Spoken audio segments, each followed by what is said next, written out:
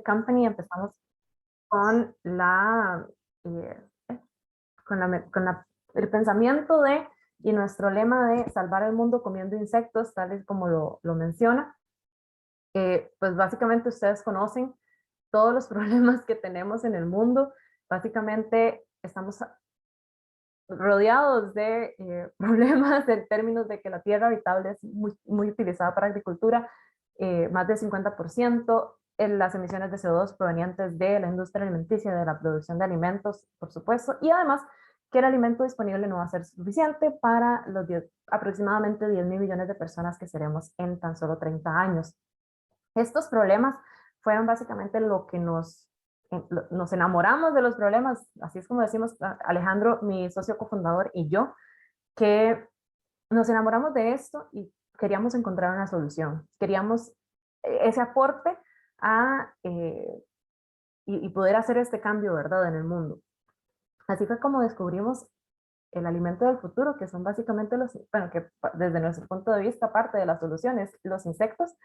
Yo como nutricionista sabía, ¿verdad?, cómo podemos utilizar el potencial nutritivo de los insectos en la alimentación, pero también nos dimos cuenta de muchísimos otros beneficios que tienen para generar, ¿verdad?, todo un sistema productivo, que ya les hablaré más adelante.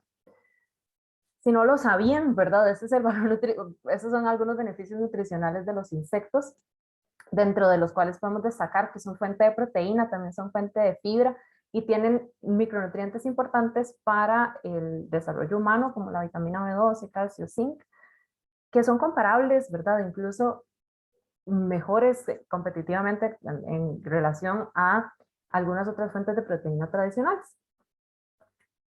Y además, esto es sumamente importante, en comparación a los beneficios ambientales, la producción de insectos pues consume hasta 2000 veces menos cantidad de agua y también emite hasta 100 veces menos o más, pues, en este caso más, de CO2, lo cual nos hace una producción que además de ser una fuente de alimento nutritivo para el ser humano, también es más sostenible en comparación a fuentes tradicionales de proteína.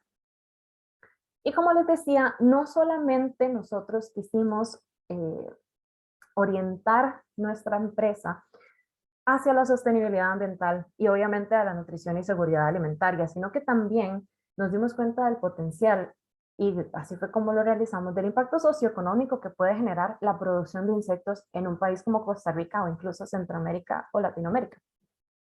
Estos tres pilares fueron base para la creación de la empresa y fueron base desde el principio, ¿verdad?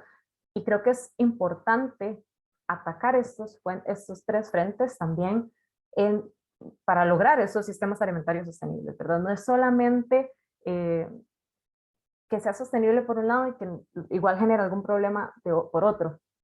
Entonces, como les decía, estos tres pilares son sumamente importantes. ¿Qué es lo interesante de nuestra manera de producción? Que lo hacemos a través de un sistema productivo muy conocido, muy utilizado en Costa Rica, que es, por ejemplo, el que hace Dos Pinos, donde tienen fincas, ¿verdad?, satélite, que se encargan de producir, en el caso de Dos Pinos, leche, en nuestro caso, grillos. Entonces, nosotros damos la capacitación, los materiales, junto con otros partners importantes en Costa Rica, Fondo de Cooperación para el Desarrollo Sostenible, San José, la UNED, damos esta capacitación en cómo producir insectos y después como empresa nos encargamos de recolectarlos y procesarlos a harina de grillo que sea altamente, pues que sea alta en proteína y que sea más fácil para utilizar en la industria alimenticia. Esta es una foto de nuestras dos primeras productoras de insectos en Turrialba, y ahí también está Kevin, que es ingeniero graduado de agronegocios del TEC, entonces, quien es nuestro supervisor de producción. Entonces, como les decía, son tres pilares en los cuales podemos abarcar tanto el impacto socioeconómico, generar un alimento altamente nutritivo, generar un alimento que sea amigable con el ambiente, ¿verdad? Y que más bien genere efectos positivos. Obviamente también es importante en todo lo que hagamos, que podamos estar relacionados a los objetivos de desarrollo sostenible.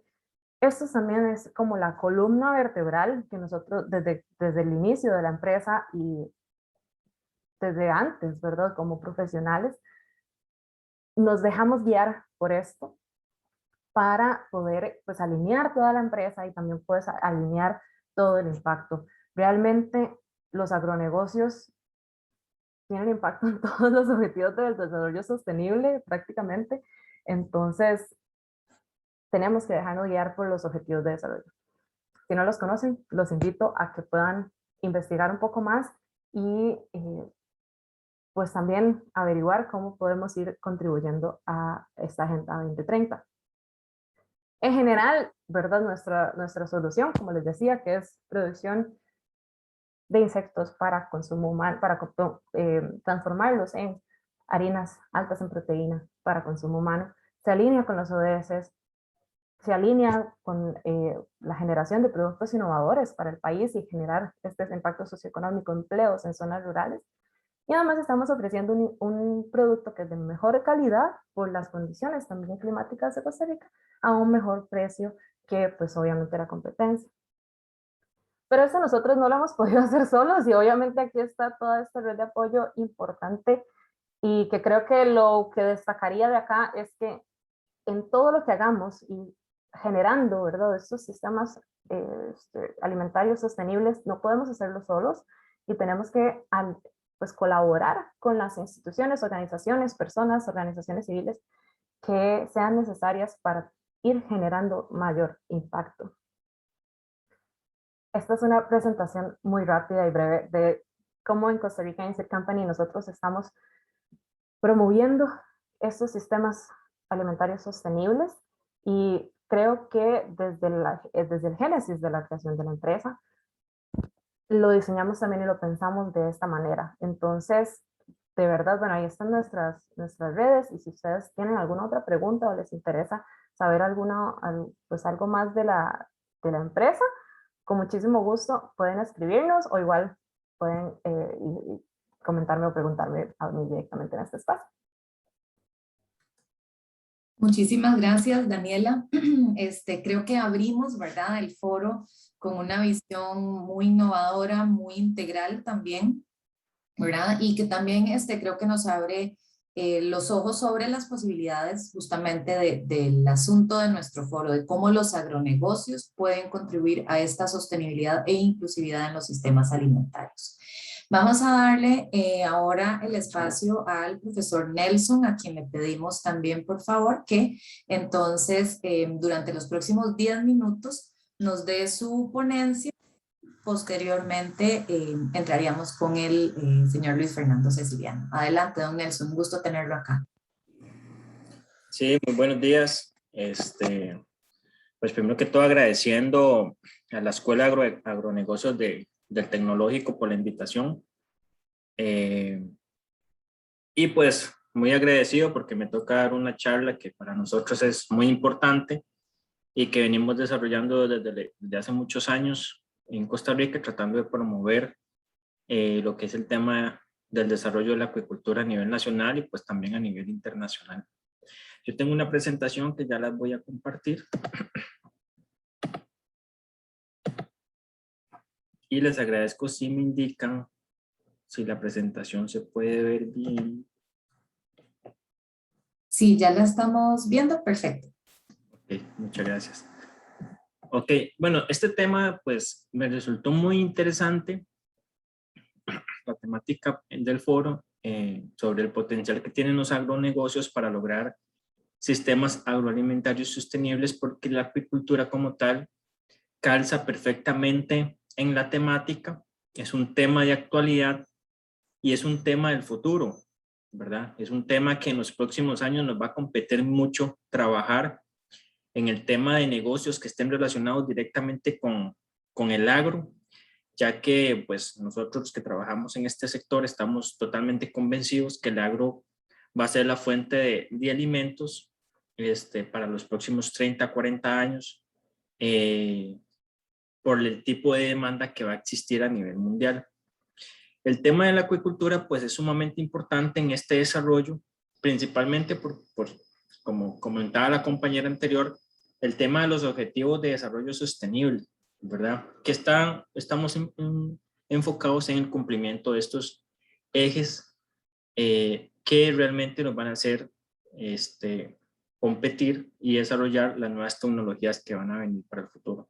En ese sentido, pues yo aquí apunté rápidamente cuáles serían como los puntos competentes de la acuicultura con los objetivos de desarrollo sostenible. El primero, pues obviamente el fin de la pobreza como negocio sostenible y como negocio que deja bastantes ganancias en toda la gente que trabaja temas de acuicultura, siempre y cuando sean manejados adecuadamente de manera sostenible. Luego el hambre cero.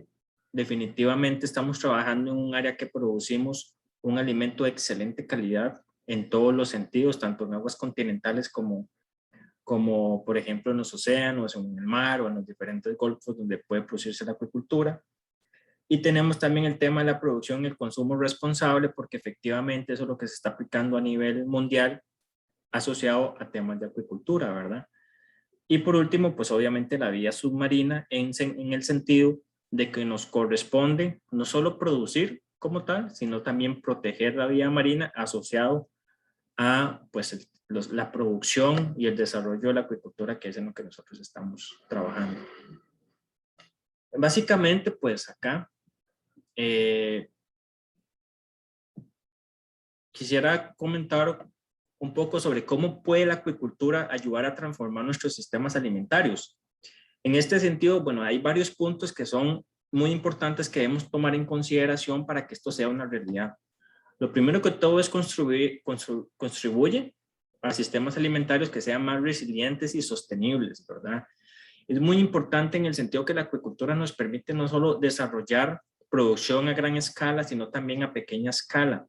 Y esto puede favorecer las comunidades más vulnerables y generar producción en sistemas que son sumamente pequeños y que podemos generar proteína de excelente calidad.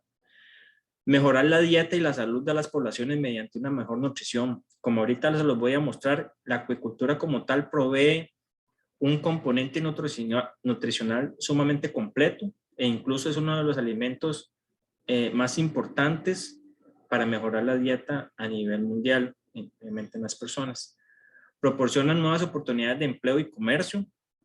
Definitivamente la acuicultura, por sus características de producción, podemos nosotros generar empleo muy sencillo desde aspectos muy grandes y generales, así como también a nivel local, ¿verdad? Con pequeñas familias que puedan desarrollar sus pequeños productos y sus diferentes producciones, incluso pues en el patio de la casa se puede generar sin ningún problema 100 o 150 kilos de producto asociado a la acuicultura.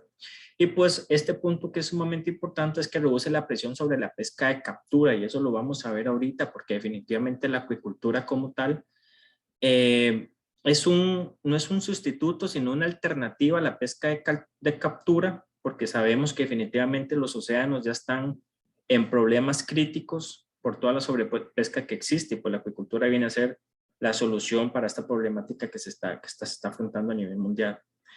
En estos términos, pues aquí hay algunas palabras del presidente de Global Panel, que dice que la acuicultura tiene que desempeñar un papel importante en respuesta al desafío de proporcionar dietas saludables que son producidas más sosteniblemente y particularmente en los países de ingresos bajos y medianos. Entonces, como ejemplo, podemos ver que en Latinoamérica se están desarrollando nuevas economías sostenibles en función de la acuicultura.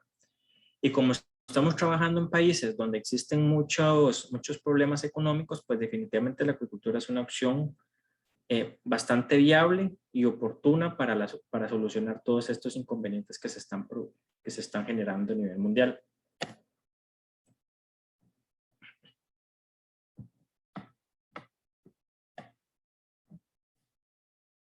Hay que ser muy claros, ¿verdad? En el sentido que la acuicultura es uno de los sectores de más rápido crecimiento. ¿Y por qué?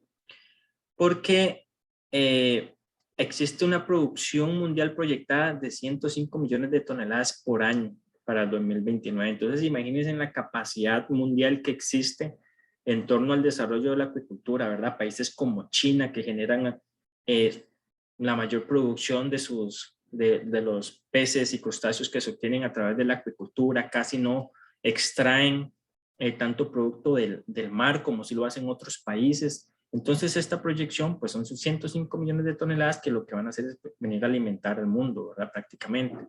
El consumo mundial de pescado también ha crecido y esto está asociado y en función de las nuevas tendencias asociadas a sistemas de salud, ¿verdad? Donde las personas ahora quieren cuidarse más, se preocupan un poquito más por la salud, tratan de caminar más, hacer ejercicio, pero también esto está acompañado por una mejor dieta. Entonces, definitivamente, bueno, los estudios científicos indican que efectivamente el pescado y los crustáceos y todo lo que tiene que ver con acuicultura, pues es uno de los alimentos más importantes nutricionalmente hablando para las personas.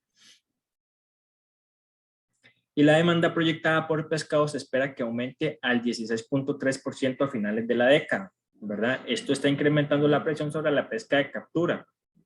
Y lo estamos viendo. Costa Rica es un claro ejemplo del tema de la pesca de captura y cómo las pescaderías están sufriendo porque cada vez los pescadores artesanales y las personas que van a extraer este recurso, pues cada vez ven más limitado su extracción.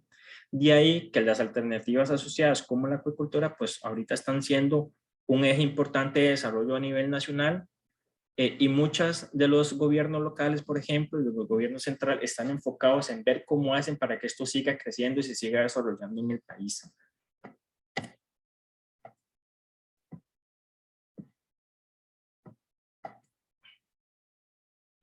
Además de lo anterior, es importante también que las tendencias mundiales están asociadas al desarrollo de sistemas productivos sostenibles y la acuicultura no es la excepción, ¿verdad? La acuicultura actualmente trabaja en función de esto porque, bueno, también la acuicultura hace muchos años estuvo trabajando de manera un poquito desordenada y pues se vienen a trabajar nuevas gestiones para que esto se pueda solucionar.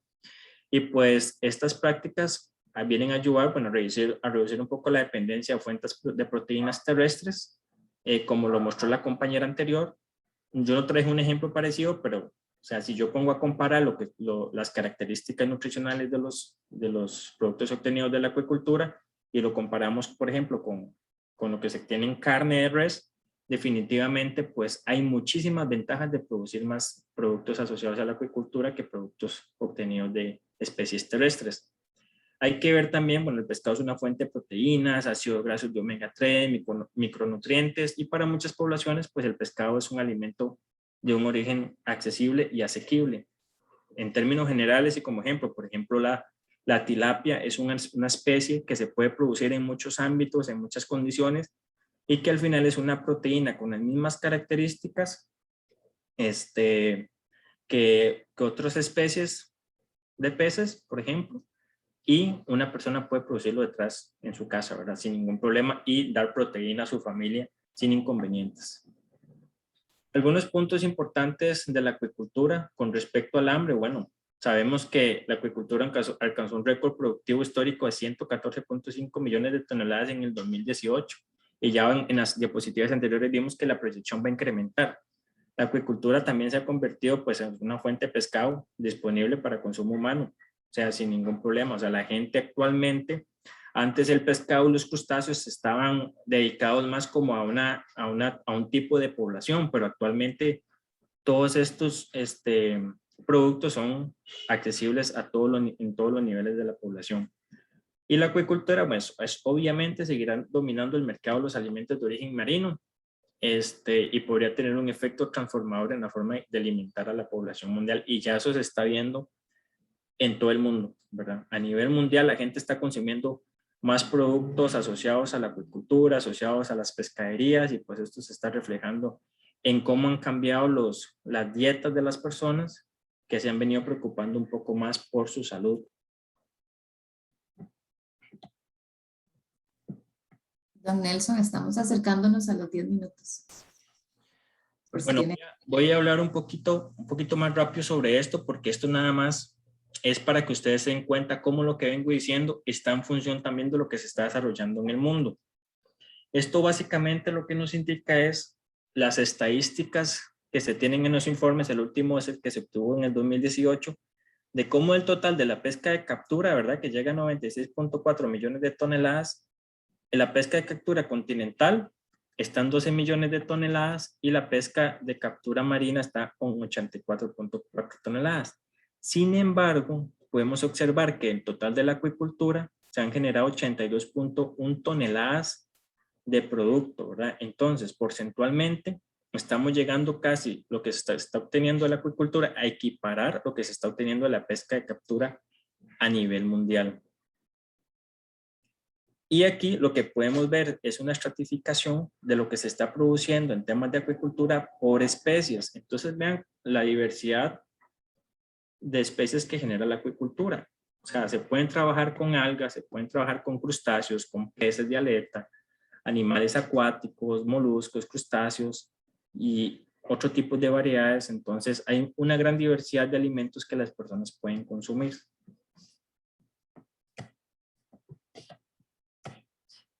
Y esto simplemente es un ejemplo también para que ustedes vean cómo los diferentes países y los continentes de todo el mundo trabajan temas de acuicultura. Y este es el ejemplo de China, que es el que más, es que sea más importante. En China prácticamente todo lo que se están produciendo a nivel de pescados y crustáceos está saliendo de la acuicultura, ¿verdad? En comparación a otros países que prácticamente todos lo están obteniendo de la captura. Sin embargo, ustedes también pueden ver que a nivel mundial, conforme van pasando los años, se está haciendo una sustitución de lo que se obtiene de la captura por acuicultura. Bueno, entonces hay un incremento del desarrollo de la acuicultura a nivel mundial y eso está asociado a un mayor consumo y preferencia de la población por productos de acuicultura, además de que es más sostenible. Entonces es un punto muy importante. Me disculpan porque voy un poco rápido, pero es por el tiempo. A nivel nacional, yo nada más quería que vieran esas estadísticas también para que vean que nosotros producimos bastantes productos asociados a la acuicultura. Estamos produciendo casi 16 toneladas, un poquito más de tilapia, casi 3 toneladas de camarón. Esto es anual. Estamos llegando casi a las 1000 toneladas de trucha y ya se están generando, ahorita estamos casi a 1000 toneladas de pargo, ¿verdad? En cuanto a producción, también se tienen ostras, langostinos y pues se genera bastante producción a través del desarrollo de la acuicultura.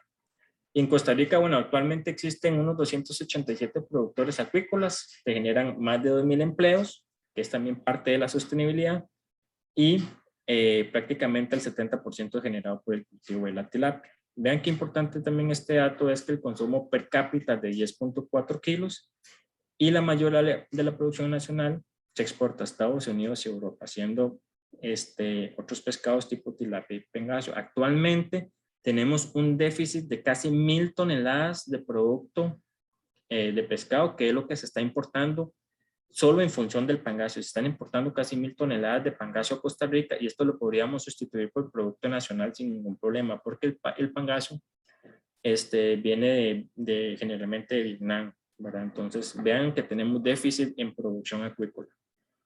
Y aquí con un poquito con los aportes, vean que estos productos, bueno, nos generan ácidos grasos de omega 3, que nos ayudan pues en cuestiones del corazón, tienen un alto contenido de proteínas, vitaminas B, D y E, fósforo, calcio. Por ejemplo, la trucha tiene un 3% de grasa corporal, ¿verdad? Y todo está asociado a omega 3. Tenemos vitaminas B3, vitamina D, ricos en selenio, en fósforo. Y entonces, bueno, todo esto hace que los productos de la acuicultura sean sumamente importantes para la salud. Y para finalizar, pues les dejo este mensaje que me pareció muy importante, que es que creamos en un mundo en el que los sistemas alimentarios saludables, sostenibles e inclusivos permitan a las personas y al planeta prosperar. Un mundo sin pobreza ni hambre, un mundo de crecimiento inclusivo, sostenibilidad ambiental y justicia social. Un mundo resiliente en el que nadie se quede atrás. Y yo estoy muy seguro que para los próximos 10 a 20 años la acuicultura va a ser uno de los sistemas productivos más importantes que fortalezcan estas palabras asociadas a la cumbre sobre los sistemas alimentarios del 2021. Y pues eso sería todo de mi parte y pues muy agradecidos. Don Nelson, muchísimas gracias y gracias por traer también a colación esta frase de la doctora Kalibata, que definitivamente durante Este año, ¿verdad? Creo que nos ha estado haciendo muy buenos jalones de orejas en el año justamente que se celebra esta cumbre de sistemas alimentarios. Y creo que nos recordó una palabra muy importante, porque ahora yo venía hablando de los sistemas sostenibles e inclusivos, y el saludables, por supuesto, no se nos puede quedar fuera de esa ecuación. Así que muchísimas gracias. Me permito darle entonces ahora la palabra a Ceciliano, colega. De hecho, sé que varios colegas de generación estamos también ahorita presentes en este foro, así que va a ser un gusto compartir y escuchar a Luis Fernando para cerrar este ciclo de ponencias. Y les decía en el chat ahora que si tienen preguntas específicas para los panelistas, pueden irlas anotando por ahí, o nos organizamos en un ratito para preguntas levantando la mano. Entonces, Luis Fernando, por favor, si querés compartir pantalla, te escuchamos durante los próximos minutos.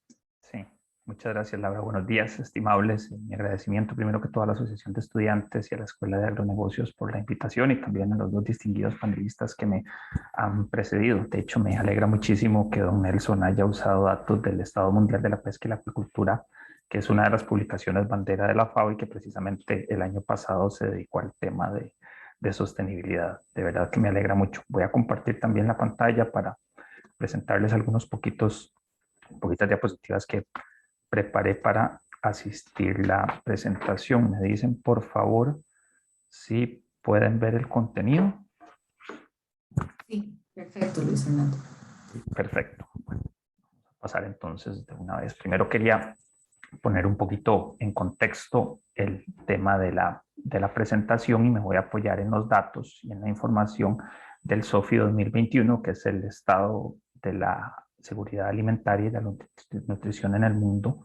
La edición del 2021 es, digamos, la publicación más importante a nivel internacional en temas de seguridad alimentaria y nutrición, y es elaborada conjuntamente por la FAO, por el Programa Mundial de Alimentos, el Fondo Internacional de Desarrollo Agrícola, el Fondo de Naciones Unidas para la Infancia y la Organización Mundial de la Salud. Entonces, digamos, es una publicación que se espera todo el año. Al final de la presentación, de hecho, voy a compartir el link para quienes estén interesados en revisarla, porque realmente es un instrumento que vale la pena, más allá de lo que vamos a conversar en esta mañana.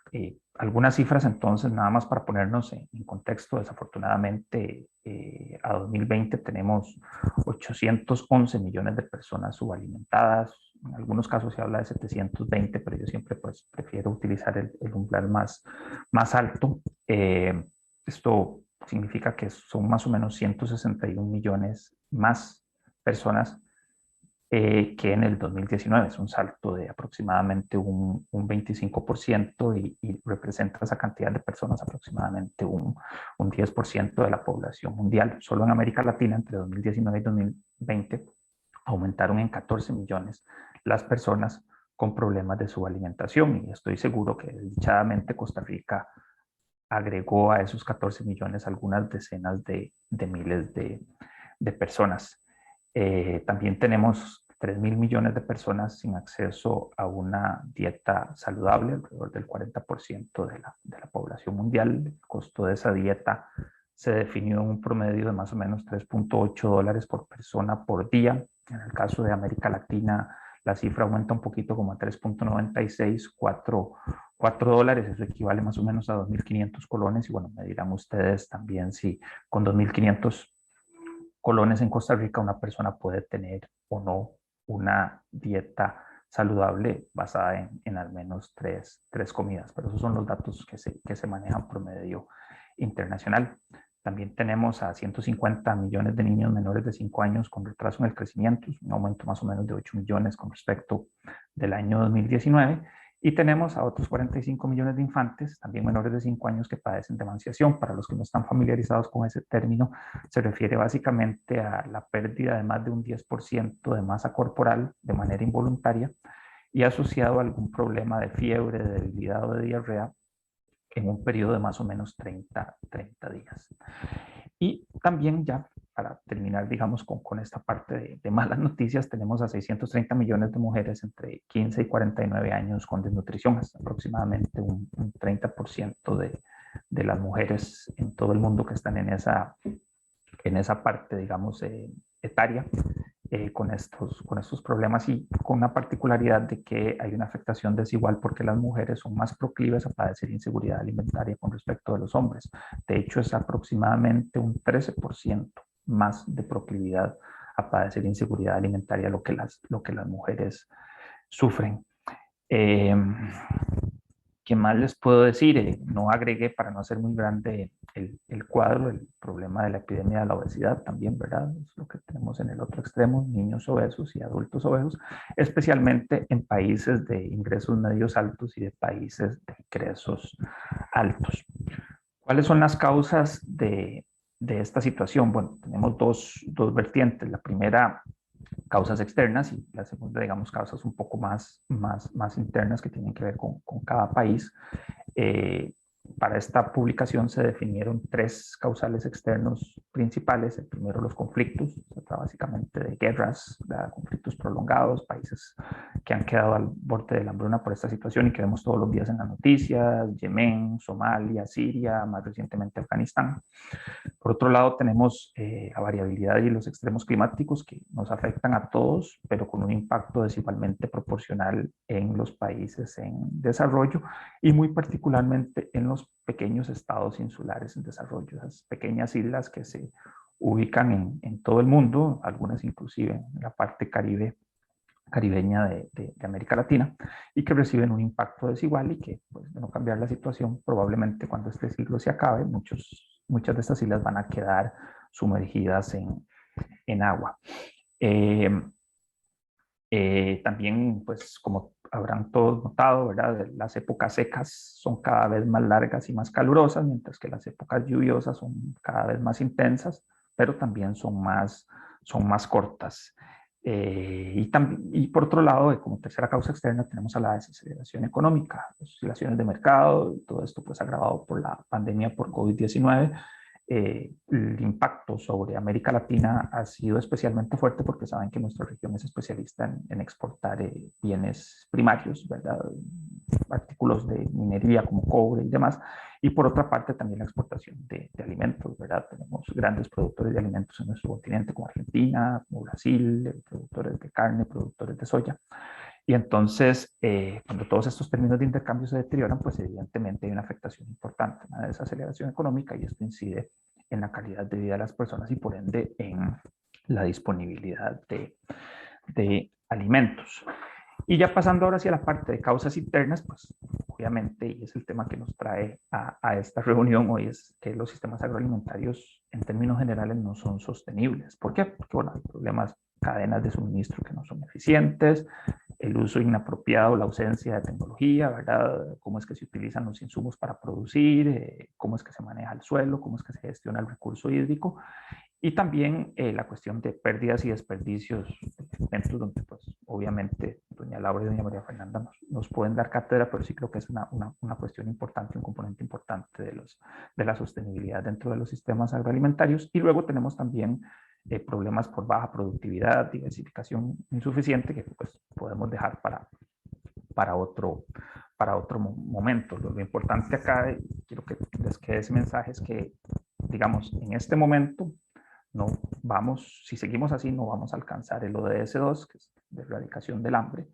y más bien vamos a llegar a final de esta década con aproximadamente 660 millones de personas subalimentadas, de las cuales más o menos 30 fueron agregadas por la pandemia de COVID que todavía estamos sufriendo.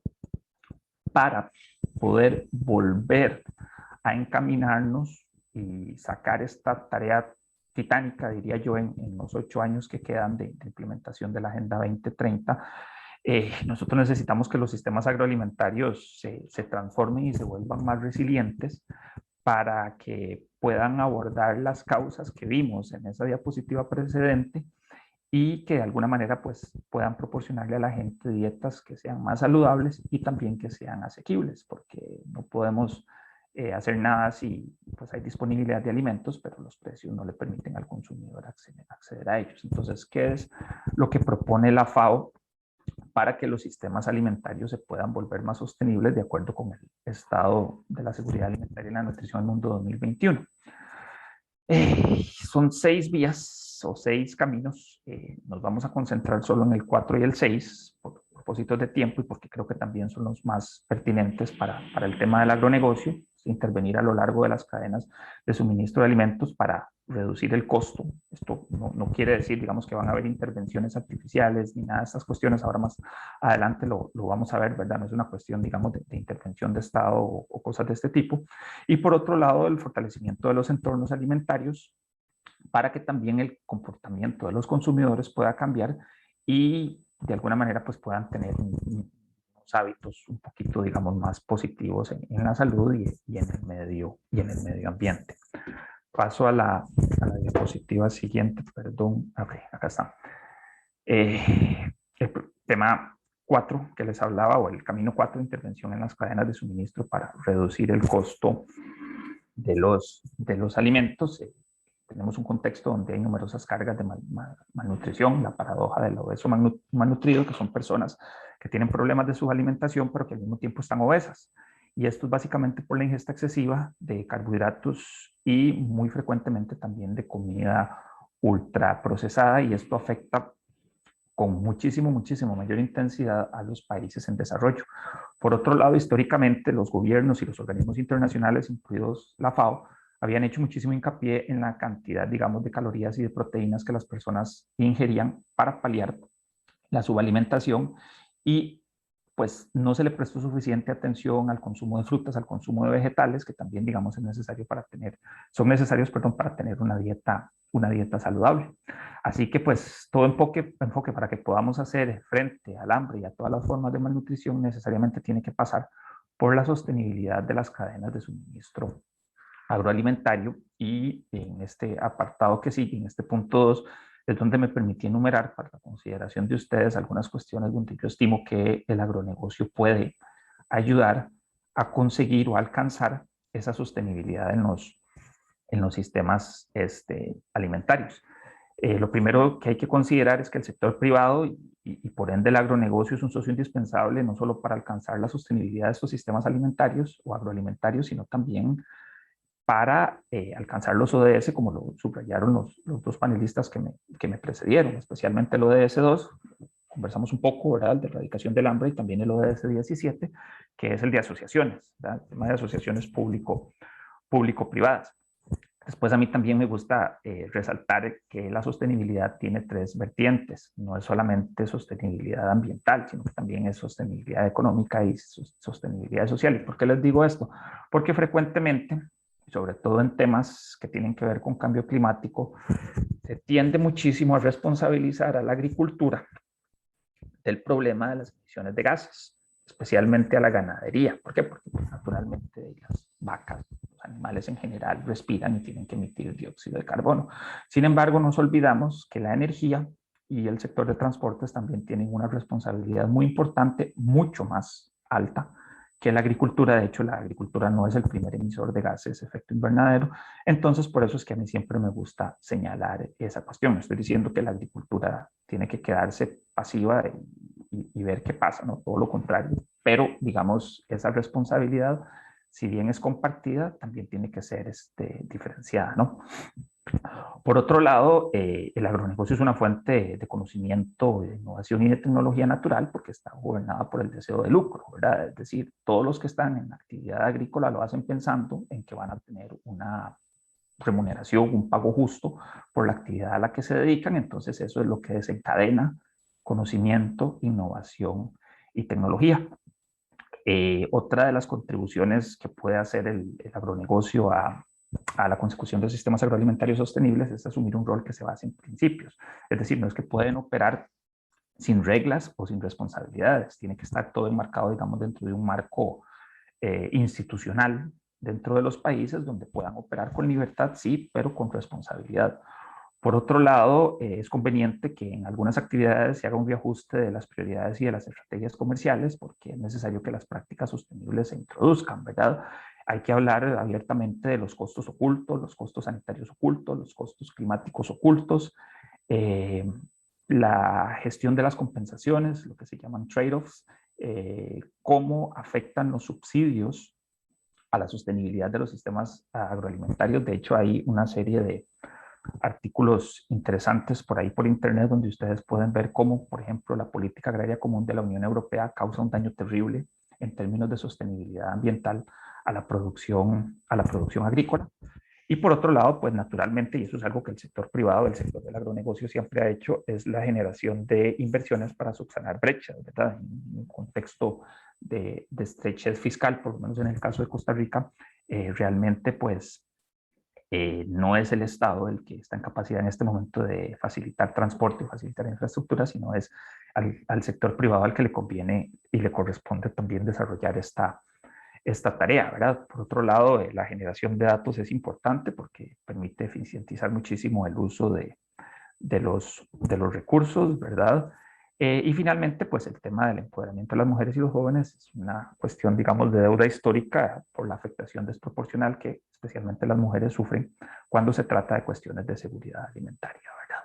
Otro temita por ahí que les dejo para que lo consideren es el tema, digamos, de las compras públicas. Creo que el agronegocio también puede convertirse en un proveedor importante de alimentos para los estados, para los gobiernos, para las instituciones. Aquí en Costa Rica ya se hace, aunque el mecanismo parece que no funciona de la mejor manera posible, pero es una cuestión, digamos, que puede ser transformativa y profundizada, si me permiten, digamos, usar esa palabra, si existe, digamos, un mayor involucramiento y sobre todo, digamos, una relación más directa entre el productor y ese consumidor final que va a ser el gobierno. Y lo último que dejé por ahí, que no tiene que ver con las tareas que el agronegocio puede hacer para alcanzar esta sostenibilidad de los sistemas agroalimentarios, es que exista un ambiente propicio. El Estado está en la obligación de proporcionar las condiciones para que todas estas cuestiones se puedan realizar, por supuesto, como les he dicho, dentro de un marco, digamos, normativo y legal, pero sí el Estado está para acompañar, para asociar y no para obstaculizar. En la presentación anterior de Costa Rica Insect Company, muy interesante cómo cerró la diapositiva en cuanto al entramado de instituciones públicas y privadas que estaban involucradas en el apoyo al proyecto. Entonces, es algo que ciertamente se puede hacer. Vamos a pasar ya a la última diapositiva, que tiene que ver con el camino número 6, fortalecer los entornos alimentarios y cambiar el comportamiento de los consumidores. El entorno alimentario es el lugar, no necesariamente físico, ¿verdad? Pero sí, digamos, el lugar donde el consumidor interactúa con el sistema alimentario para tomar decisiones y que son básicamente decisiones de compra. Una cosa que leyendo el SOFI me llamó la atención es que la falta de acceso físico a los mercados de alimentos, muy especialmente de frutas y hortalizas frescas, representa un obstáculo muy importante para que las personas puedan acceder a una dieta saludable, especialmente para los pobres y para las poblaciones urbanas de los países en desarrollo.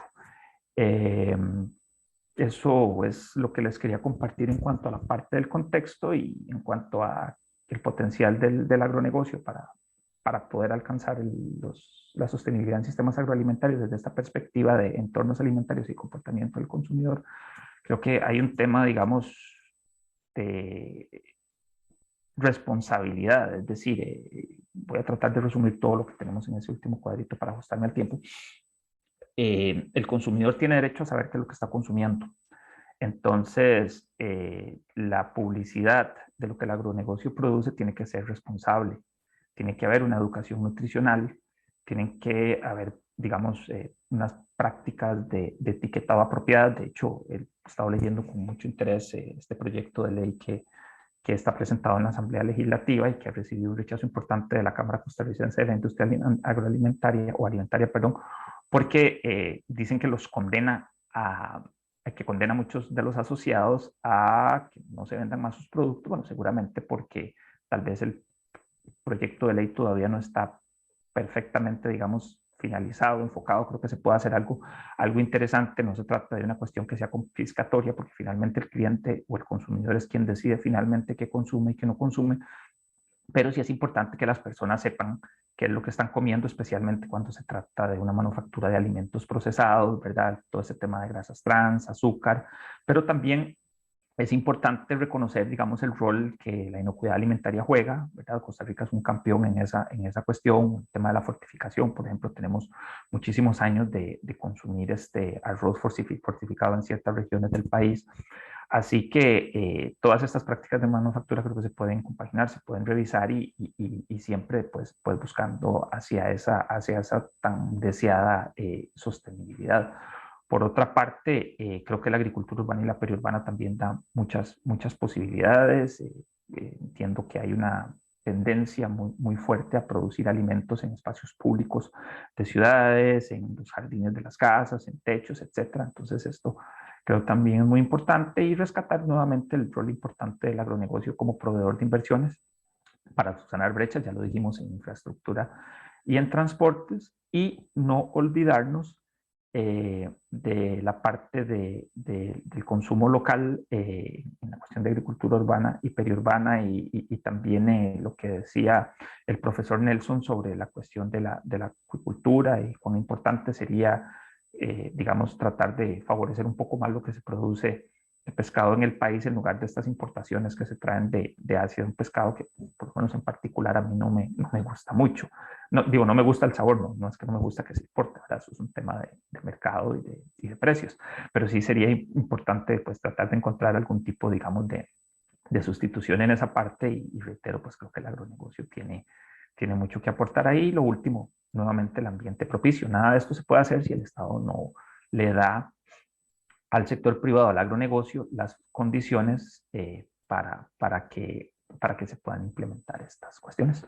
Esto es lo que quería compartir con ustedes. Estoy a las órdenes, son mis datos de contacto, y voy a compartir con ustedes en el chat, si puedo, sí, el enlace a las dos publicaciones a las que hice referencia. La primera es el SOFI 2020 y la segunda es la nueva estrategia de la FAO para aproximarse al sector privado, es un documento relativamente reciente también, 2021-2025, para los que estén interesados. Les agradezco un montón y gracias por el tiempo, espero no haberme pasado. Muchas gracias, Luis Fernando. Y gracias, entonces, cerrando este primer bloque de nuestro foro de hoy, a los tres panelistas, a Daniela, al profesor Nelson y a Luis Fernando. Y quisiera que entráramos entonces en una fase donde, con ayuda de hecho de los mismos estudiantes de la asociación, habíamos preparado algunas preguntas para ustedes. Así que aquí podríamos ser, ¿verdad? Estamos como todos en confianza, así que podríamos decidir, ¿verdad? De quien quiera responder, si los tres quieren hacerlo. Adelante, tal vez trataríamos de que las respuestas estén en un rango de 2 a 3 minutos para que nos dé tiempo de abordar estas preguntas más las que estoy viendo que están entrando al chat.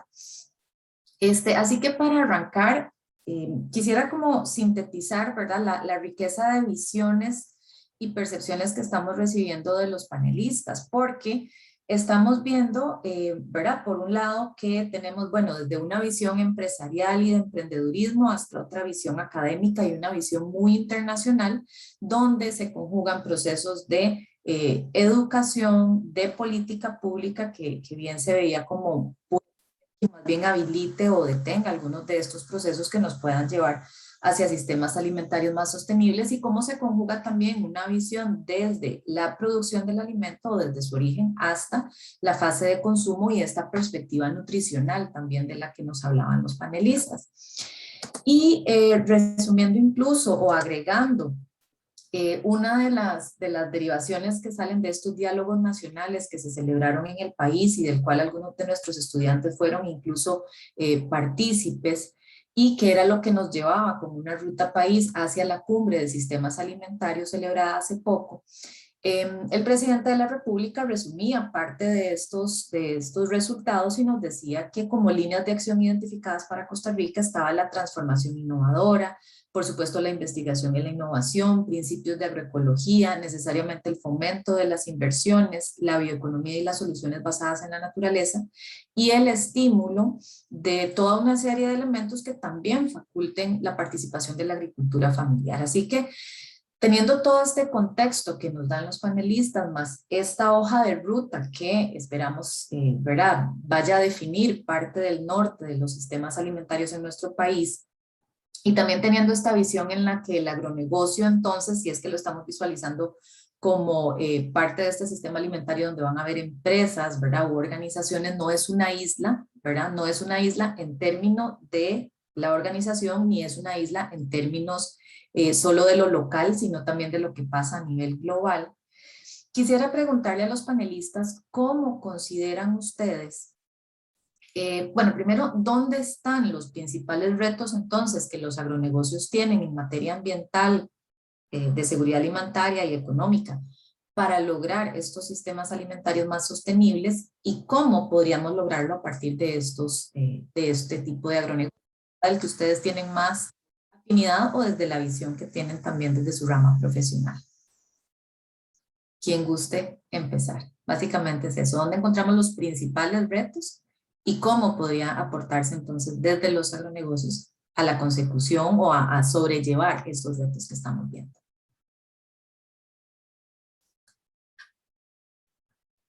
Si gustan, yo puedo comenzar Adelante, por favor. comentándoles un poco de los retos que también nosotros como agronegocio tuvimos, sobre todo tratándose de la creación de una agroindustria totalmente nueva, ¿verdad? Y disruptiva tal vez en el país.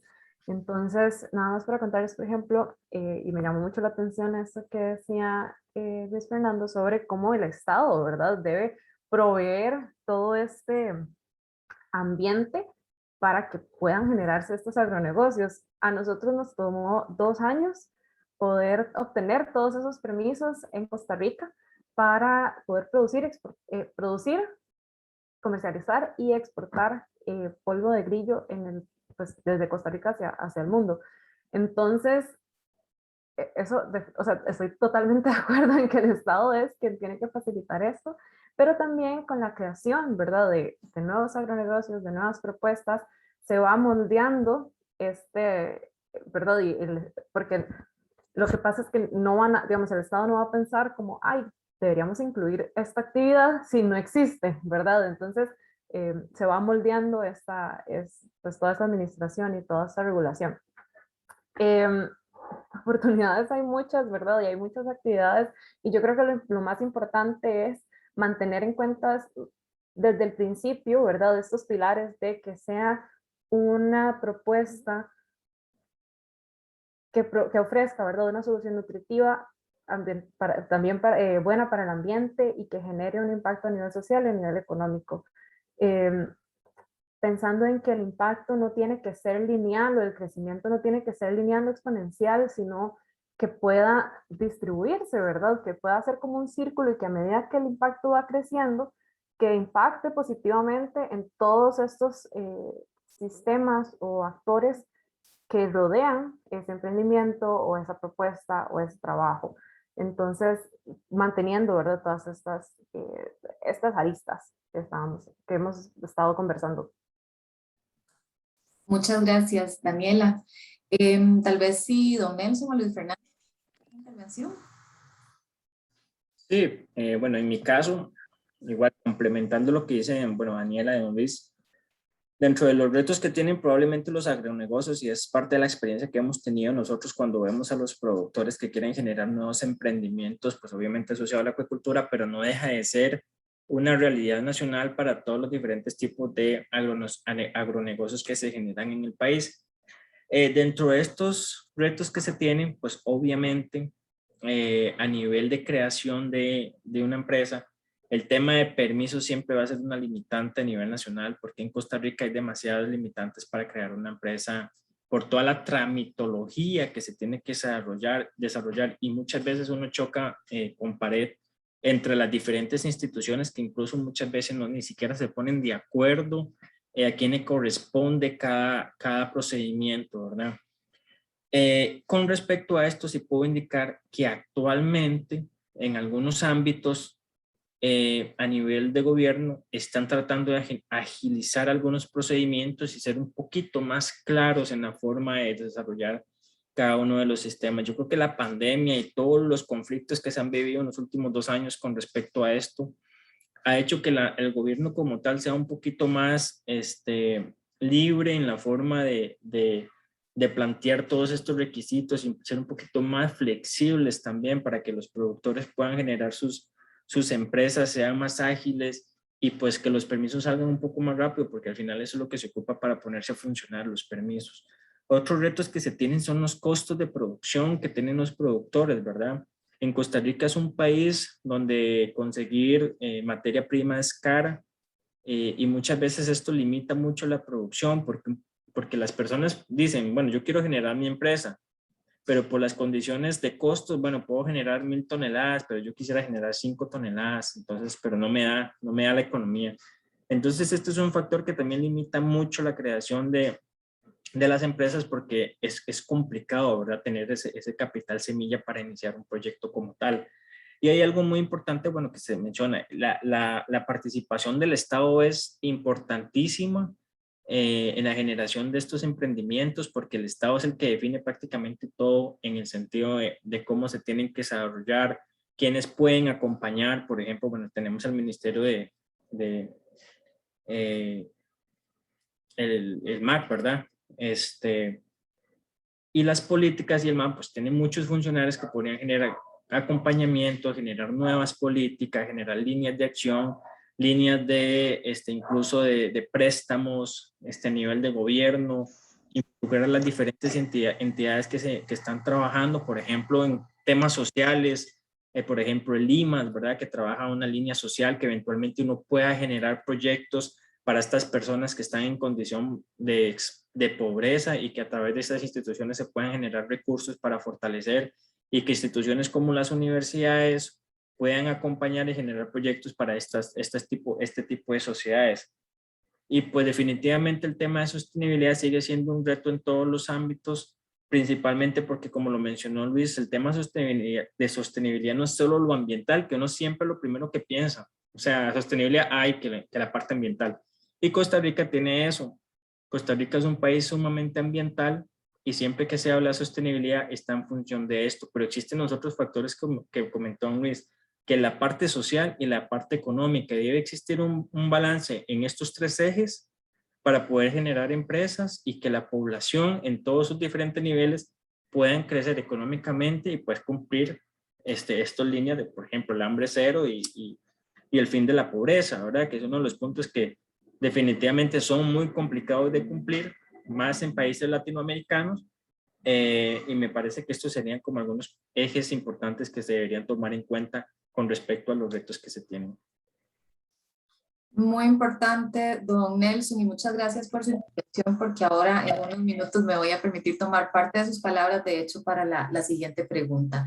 Luis Fernando, ¿quisiera cerrar con algo sobre esta parte? Sí. Bueno, en realidad los panelistas creo que ya dijeron todo lo que yo más o menos quería decir. La parte de producción solamente pues quisiera agregar que también es necesario que ese representante del agronegocio, que puede ser desde un pequeño parcelero hasta el director de una corporación multinacional, tiene que tener conciencia y tiene que entender, digamos, que el modelo de la Revolución Verde, que fue súper exitoso, que de alguna manera se aplicó en Costa Rica y que permitió que saliéramos del mapa del hambre en el 2015, ¿verdad? Nosotros tenemos menos de un 5% de prevalencia de subalimentación. En este momento ya no es sostenible ni ambiental, ni social, ni económicamente. Entonces, digamos que esos patrones de producción también tienen que cambiar. No es botar el montón de fertilizante que se botaba antes, no es darle el montón de concentrado que se le daba a las vacas antes.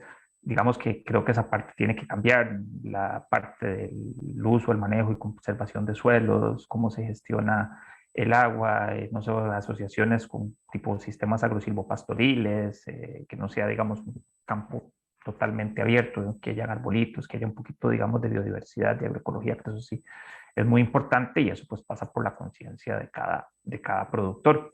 Y por otra parte, desde el lado del consumo, creo que también es importante que la gente se eduque, que la gente entienda por qué es importante consumir alimentos que sean nutritivos y que sean saludables. A mí siempre me gusta usar el ejemplo del PANEA, que es el Programa Nacional de Alimentación y de Nutrición Escolar y Adolescente, que es básicamente la cuestión de los comedores escolares que manejan el Ministerio de Educación y el Ministerio de Salud, porque a pesar de todos los contratiempos y de todos los problemas y de todas las críticas, es algo que existe desde 1962 que ha sido un modelo muy exitoso. De hecho, es el primer programa de alimentación escolar que hubo en América Latina.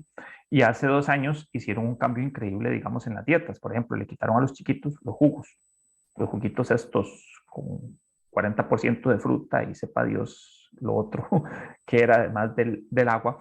Y les empezaron a dar agua y la fruta separada con la comida. Entonces, yo pienso que, digamos, estas prácticas son realmente dignas de rescatar y de hacer notar porque es algo que tiene que ver sin ninguna duda con un cambio de la mentalidad del consumidor, de las personas, que entienden que así se puede comer un poquito más saludable, y entonces ahí es donde, digamos, hay una intervención positiva y una externalidad positiva por parte del Estado en la promoción, digamos, de esas prácticas.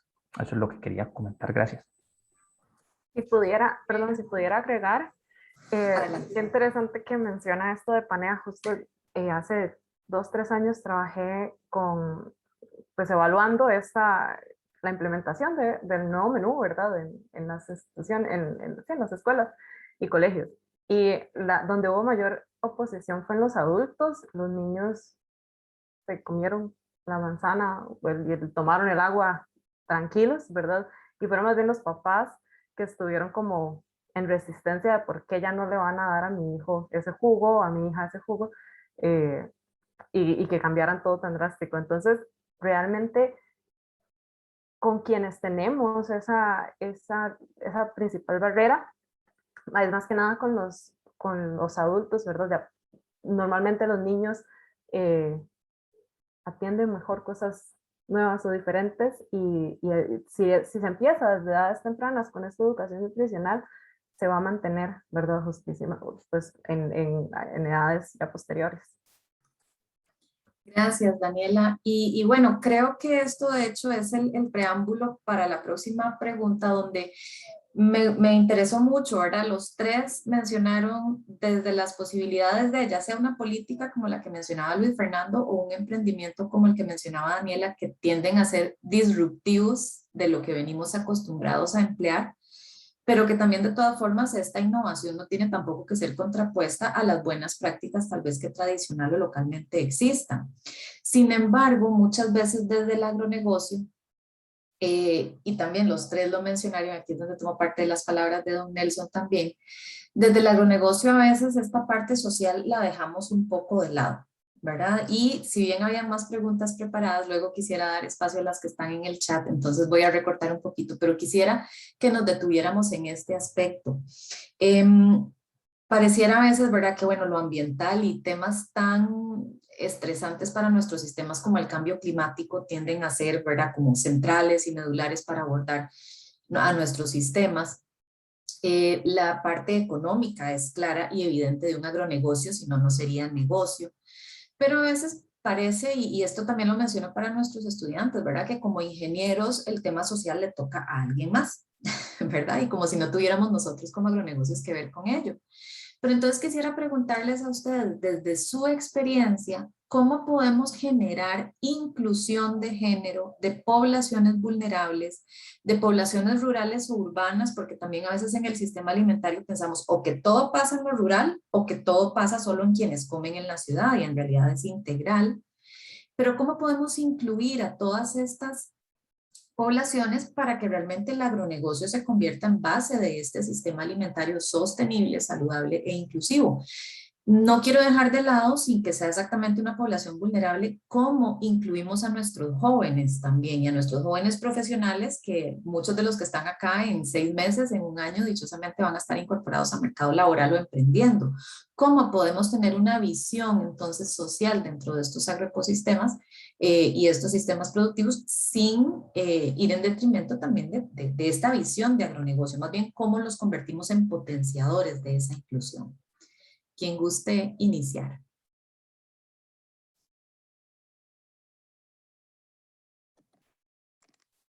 Bueno, si quieren, comienzo yo desde la experiencia que tenemos nosotros.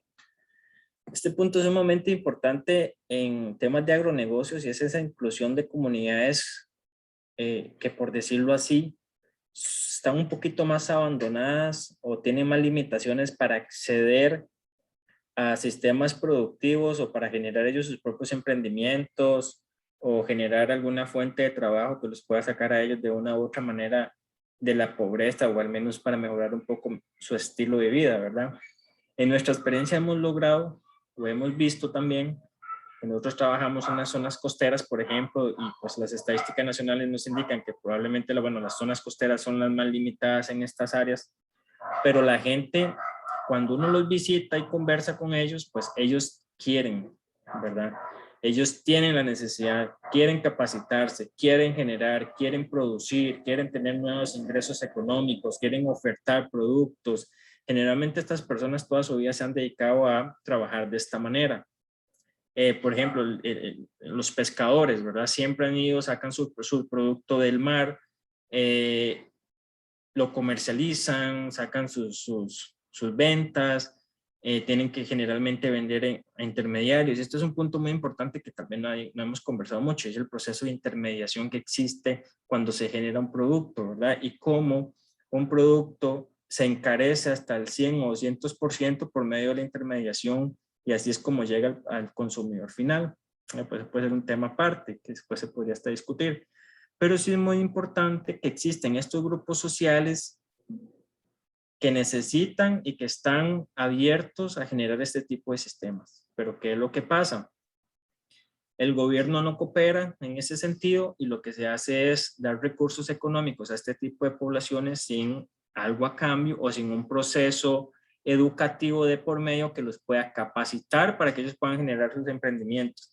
Y en zonas costeras, el mejor ejemplo que se puede tener es el desarrollo de la acuicultura, porque trabajamos en el Golfo. Hay una pregunta que una persona hizo sobre el tema de los requisitos que se necesitan para tener sistemas de acuicultura en maricultura, ¿verdad? En el Golfo. Y ahorita me imagino que la vamos a contestar, pero entonces, digamos, nosotros por medio de la acuicultura podemos darle una alternativa adicional a estos pescadores que se han dedicado su vida y generación tras generación, sus abuelos de los abuelos de los abuelos siempre fueron pescadores, y hasta ahorita que estamos en un momento sumamente crítico a nivel de pescaderías, ellos están con la mente abierta y están necesitando opciones para salir de esta problemática social en la que están viviendo. Entonces, esto es un claro ejemplo de cómo nosotros podemos involucrar a las comunidades costeras, podemos incluir a los jóvenes, ya sean jóvenes sin educación o jóvenes con educación, y tener pues esa visión social para generar agronegocios desde las bases, ¿verdad? Y esto se puede hacer, pero se necesita mucho esfuerzo de las instituciones estatales, recursos económicos, pero no recursos donde le digamos, hey, tome esa plata y vea usted qué ganó, tome la plata, usted va a tener este acompañamiento, usted va a generar esta producción, y al final nosotros vamos a venir a ver qué están produciendo y lo vamos a promocionar y tratar no solo de que produzcan, sino vamos a tratar de que su producto esté colocado en comercio nacional o comercio internacional, y vamos nosotros también a apoyarlos a crear toda la línea productiva, ¿verdad? O toda la línea de comercialización, eliminando o reduciendo la intermediación, y al final todo esto se va a ver con un impacto muy positivo en estas comunidades que tienen tantas problemáticas,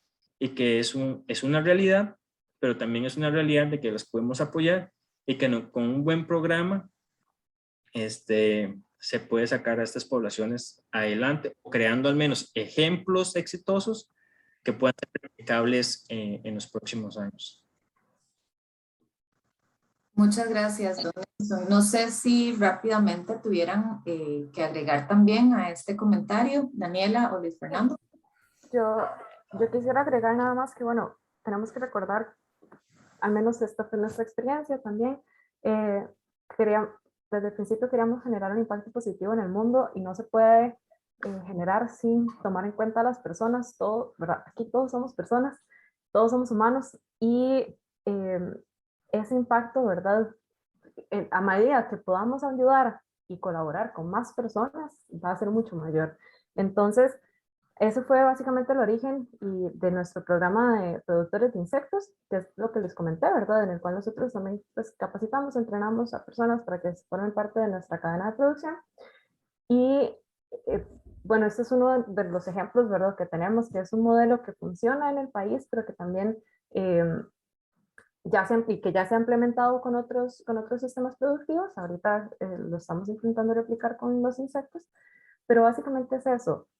¿Cómo hacemos el bien para la mayor cantidad de personas? Y teniendo en cuenta esa pregunta, así es como tenemos, ¿verdad? Se incluye este aspecto social en todas las iniciativas que hagamos. Muy Desde bien, mi punto de vista. perfecto, gracias. Luis. Gracias. Y no, rápidamente, voy a hablar esto, digamos, desde la perspectiva de la FAO. No sé si será apropiado, creo que no podría contestarles, digamos, desde otra posición, pero bueno, las MIPYMES agroalimentarias y rurales, porque también pueden haber MIPYMES rurales que no necesariamente sean agrícolas, pues incluyendo nuevas empresas, desempeñan sin ninguna duda un papel crucial en la consecución de la seguridad alimentaria y de la nutrición y la erradicación de la pobreza. Entonces, en este caso, la FAO considera que las MIPYMES, digamos, son un factor clave para materializar el potencial socioeconómico de los sectores agroalimentarios y rurales no agrícolas, con un especial énfasis en los negocios que están dirigidos por mujeres y por jóvenes. Entonces, el género es un tema transversal en la organización. De hecho, dentro del marco estratégico 2022-2031, que se va a empezar a implementar el otro año, género es un tema transversal. Dentro, digamos, está incluido en todas las acciones, todos los objetivos, todos los planes, etcétera, del marco estratégico, incluyendo los programas de cooperación técnica, que son los que se ejecutan a nivel regional y a nivel nacional, y de los cuales pues Costa Rica ha sido beneficiario, aunque reconozco que cada vez en menos medida por el tema de ser nosotros una economía ya casi graduada, un país de renta media alta. Pero, por ejemplo, en el marco de programación país 2020-2022, que en este momento está en ejecución y que está compuesto por tres áreas, todas las tres áreas tienen al género y a la juventud como componentes transversales. El marco de programación país, por si a alguien le interesa, también lo voy a compartir por acá, por el chat más adelante. Gracias. Excelente, muchas gracias. Yo voy a detener acá mis preguntas porque hay varias en el chat y me parece mucho más interesante también que quienes las han hecho pues puedan recibir respuesta. Aprovecho además, teníamos un saludo de don Pablo Ineken, quien también nos acompañó ayer en una de las charlas. Él fue ponente sobre esta visión también de las aplicaciones de la energía nuclear en la alimentación y la agricultura, hablando, ¿verdad?, de temas a veces que nos parecen un poco disruptivos para nuestro medio. Y por supuesto le envía felicitaciones a todos los panelistas. Empezando con esta ronda de preguntas del público, quisiera iniciar por una pregunta para Luis Fernando. Nos dicen que en vista, Fabricio, si no me equivoco es quien pregunta, dice que en vista de la gran cantidad de alimentos que se pierden a lo largo de la cadena de suministro antes de llegar al punto de venta, ¿cree que por medio de sistemas de planificación de producción y algoritmos y tecnificación de la producción es posible que se llegue a esa mayor sostenibilidad o mejor distribución para erradicar el hambre? Y si la FAO e instituciones asociadas están interesadas en implementar tecnologías de ese tipo. Gracias, Laura. Y muchas gracias a don Fabricio. Yo estoy totalmente de acuerdo con su planteamiento. Es decir, la pérdida de alimentos es una calamidad que afecta con mucha más intensidad a los países en desarrollo, ¿verdad? Entonces, prácticas como planificación de producción, cuestiones relacionadas con ingeniería industrial, investigación de operaciones, estadística, todas estas cosas, pues ciertamente son herramientas muy importantes. El tema, digamos, es la implementación, ¿verdad? Cómo primero venderle al titular del agronegocio esta cuestión, y lo segundo, cómo hacemos para conseguir, digamos, los recursos que se requieren para eso, sobre todo, digamos, en la parte de implementación de tecnología. Y sí, de hecho, la FAO ya trabaja en el tema de pérdidas y desperdicios de alimentos. Laura y María Fernanda no me van a dejar mentir. La organización tiene una división completa que se llama la División de Sistemas Alimentarios y de Inocuidad Alimentaria, ESF, que se encarga de trabajar muy fuertemente en el tema de reducción o disminución, perdón, o eventualmente erradicación de las pérdidas y también de los desperdicios de alimentos. Pero sí, estoy totalmente de acuerdo con lo que usted propone. El tema es, digamos, a veces por el tema de escasez de recursos, ¿cómo hacemos para poder, digamos, financiar esa cuestión a nivel nivel práctico, ¿verdad? Muy bien, gracias Luis Fernando. Quisiera seguir con una pregunta para don Nelson. Esta también la hace Fabricio. Dice, ¿cuáles son los impedimentos que hay para que se hagan granjas flotantes, puesto que tenemos un mar territorial grandísimo y si hay alguna legislación que lo impide? Sí, muchas gracias por la pregunta. Yo ahora la estaba medio leyendo. El tema no es que hay impedimentos, lo que hay son una serie de requisitos que a nivel gubernamental existen para poder establecer pues jaulas flotantes ya sea en mar abierto o por ejemplo en el Golfo de Nicoya, que es donde tenemos las mejores características para generar acuicultura marina.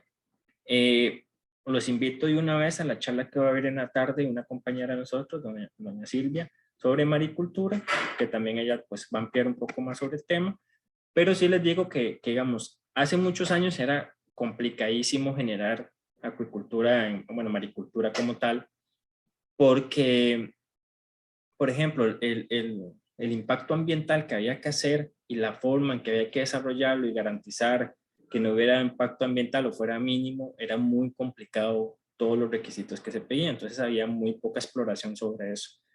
Actualmente, el gobierno, como ha venido en su agenda estratégica, desarrollando proyectos asociados a la acuicultura, pues han convenido un poco mejor las diferentes instituciones que se encargan de todos los permisos, porque no es que uno va solo al Incopesca y pide permiso, no, hay que ir a la Incopesca, hay que ir al SINAG, hay que ir a hay que ir como 4 instituciones diferentes para pedir este permiso y al final hay que recoger todos los papeles y ya tiene uno como el dictamen.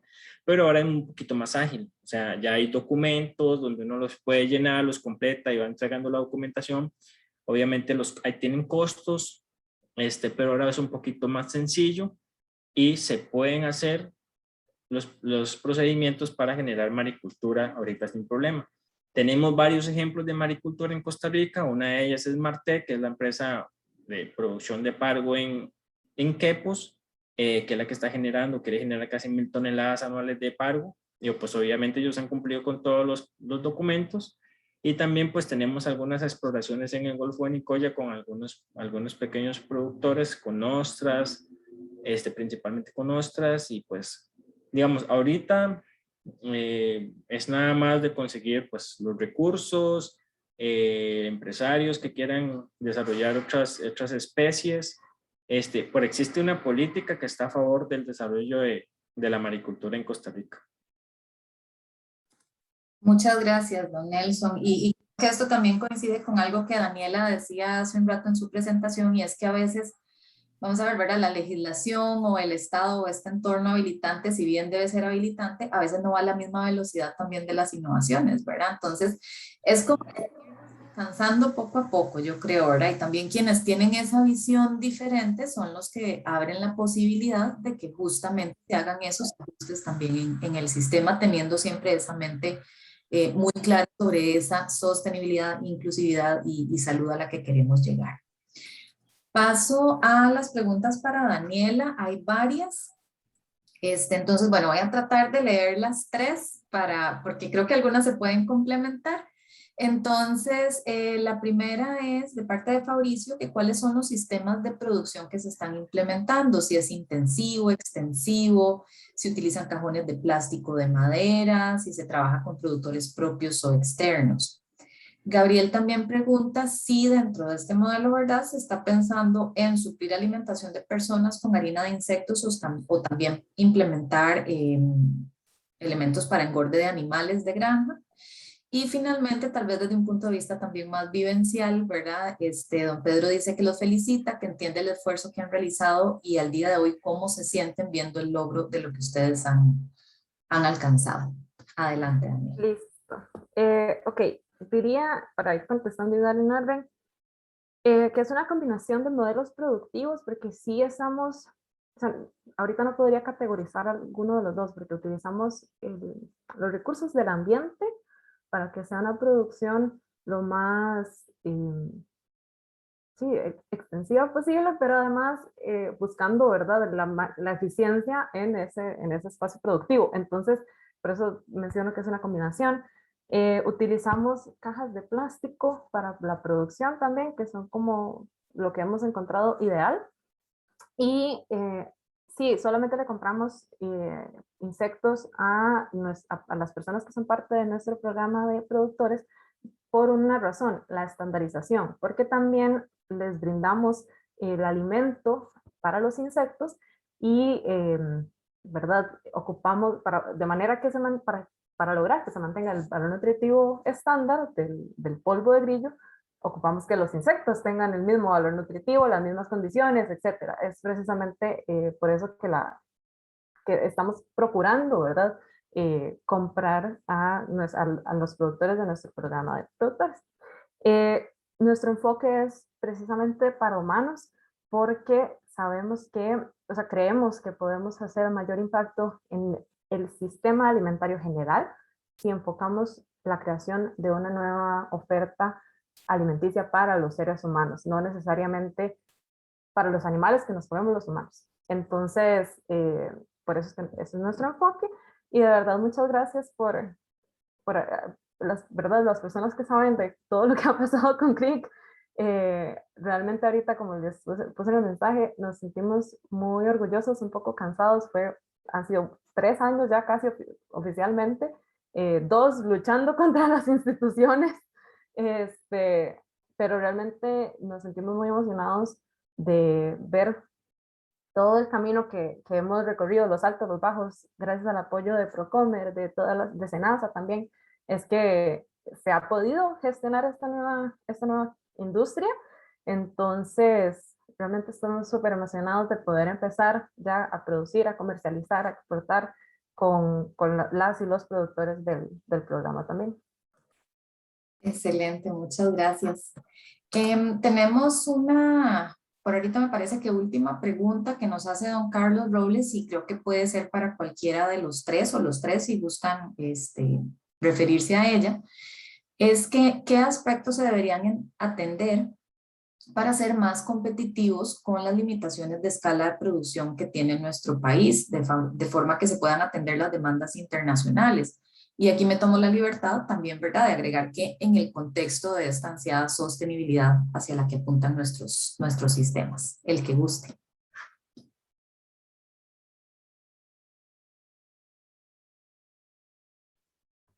Creo que es difícil, no creo que haya una respuesta correcta, ¿verdad? O una manera correcta de generar esto, pero voy a reiterar, ¿verdad? Pensando en que esta capacidad productiva o esta capacidad de escalar no necesariamente tiene que ser lineal o exponencial, sino más bien viéndolo como un círculo, ¿verdad? Que se expande en general.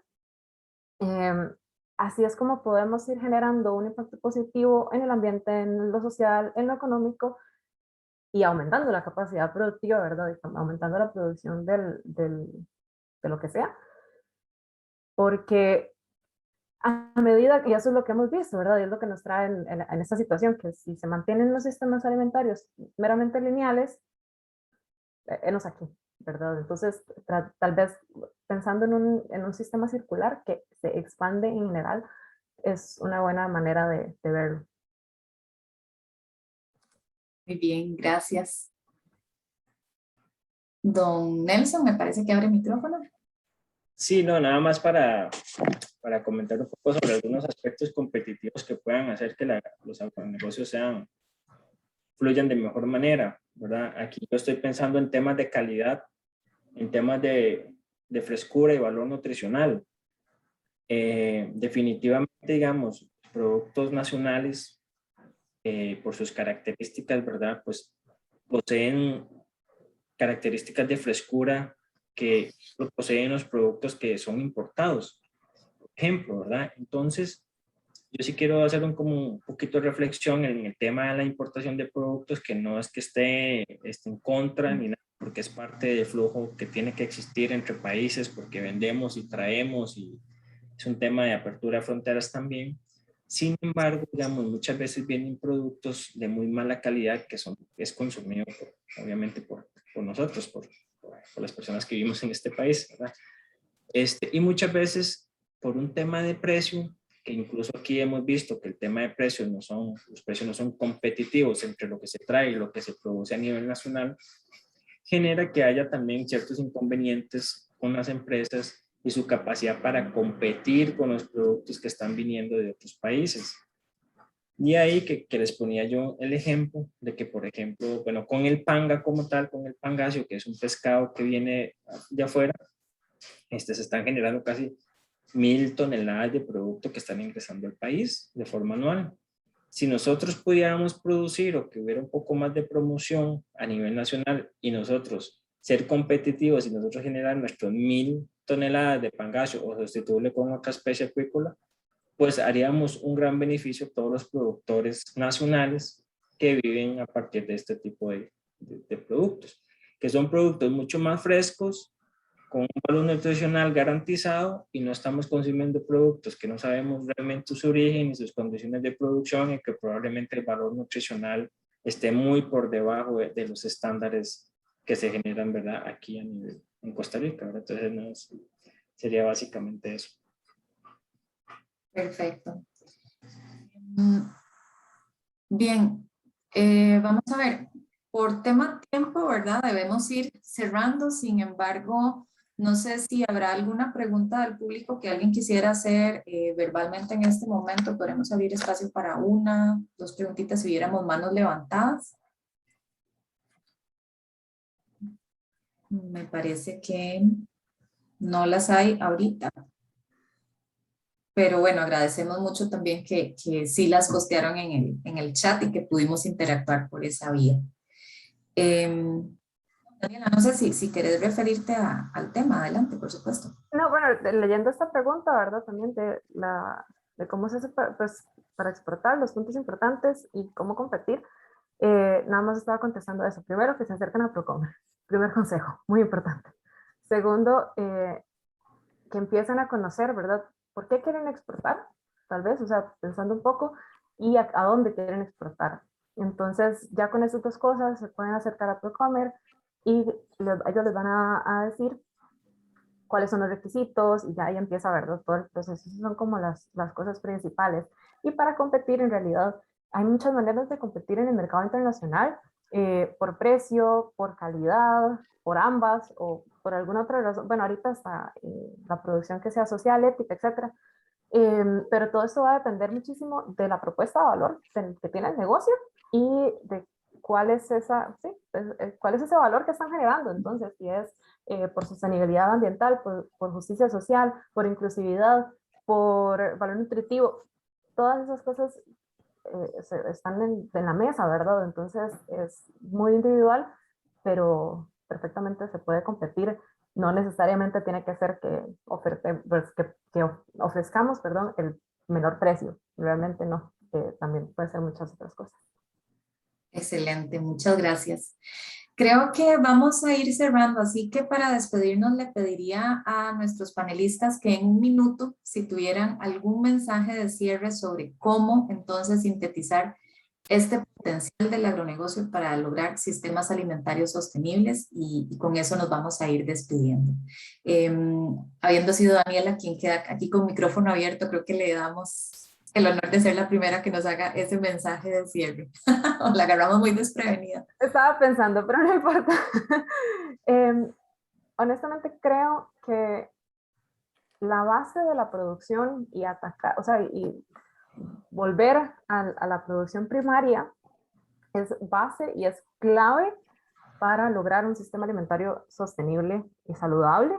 Entonces, creo que los agronegocios completamente calzan ahí perfecto y a todos los estudiantes, personas, ¿verdad? Oyentes que están en este momento, nada más los invito a que si tienen una idea que implementar respecto a estas aristas social, económica, ambiental, que puedan hacer, ¿verdad? Y ejecutar, háganla.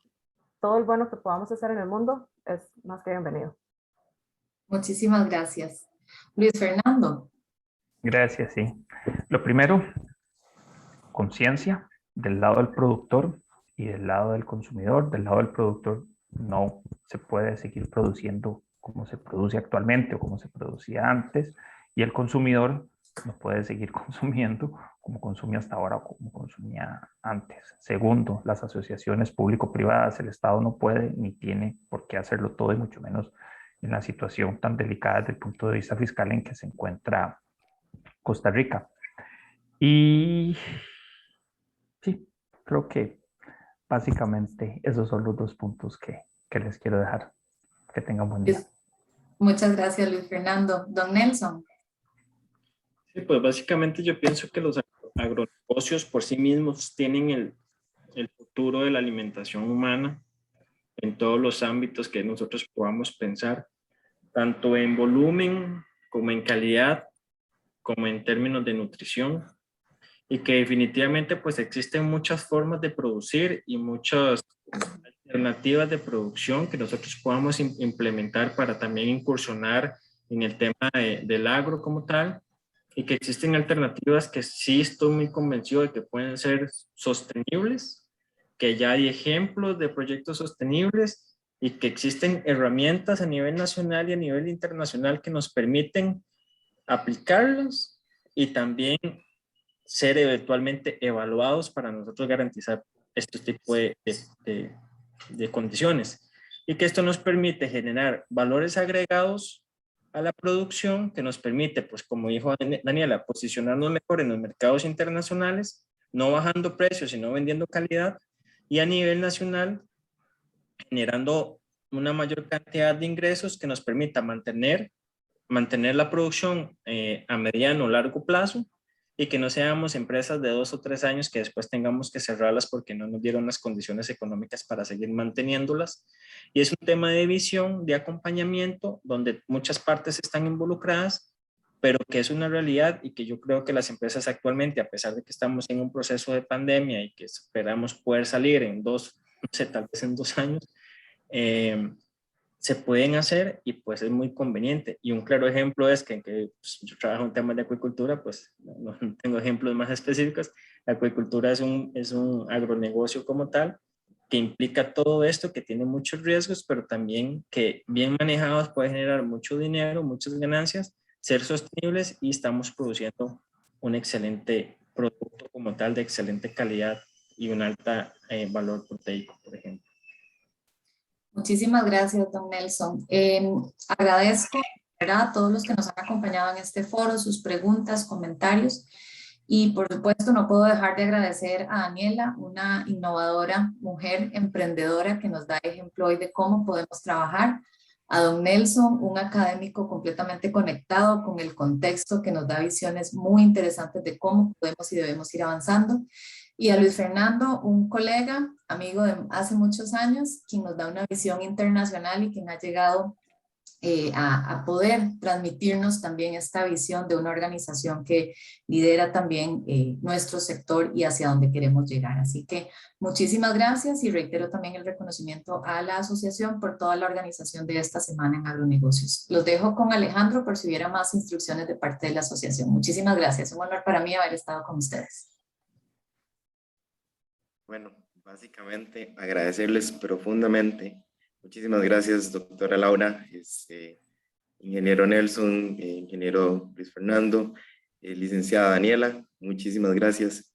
Es sumamente enriquecedor este foro.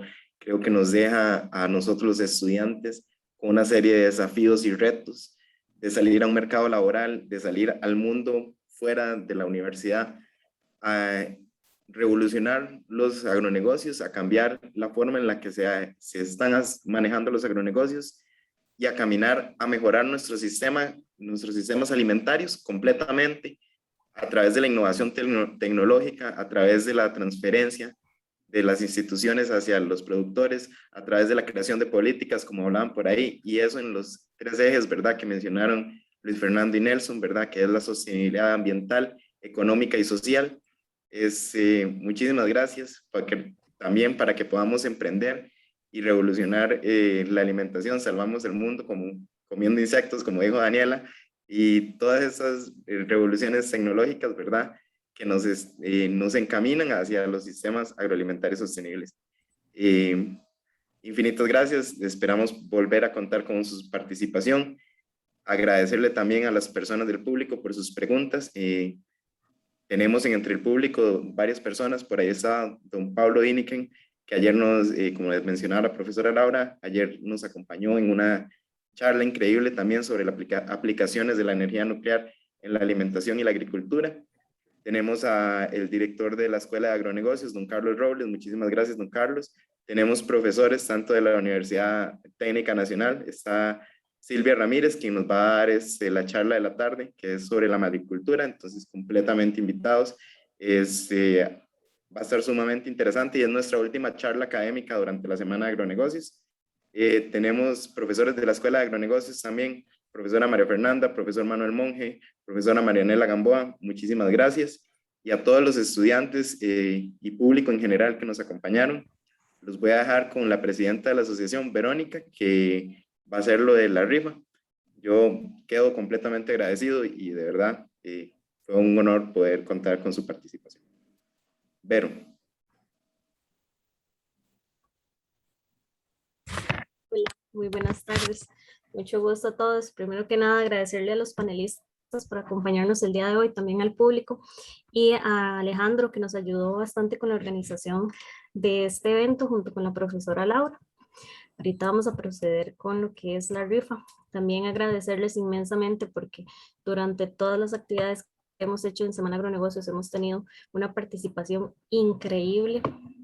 Ya hoy estamos en el cierre.